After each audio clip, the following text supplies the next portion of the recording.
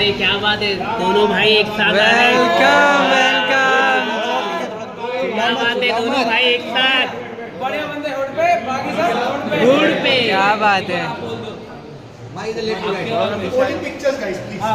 अभी 8 घंटा लगातार इंटरव्यू हो गए तो उनमें सुन लेना सारी चीजें। टॉप 3 तो बता ही दीजिए। टॉप 3 तो कुछ बता दीजिए। टॉप 3 भाई देखो बताओ, आप जितने भी जा रहे हैं सब यार अपनी एक जर्नी लेके चल रहे हैं। जीते सब बढ़िया, गौरव भाई जीते तो ज्यादा ओहो आवेश भाई।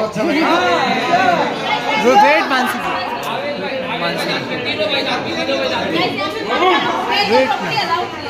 होटल का प्रॉपर्टी है, अलाउड है, सब प्राइवेट प्रॉपर्टी, वहाँ पे इवेंट्स चल रहे हैं।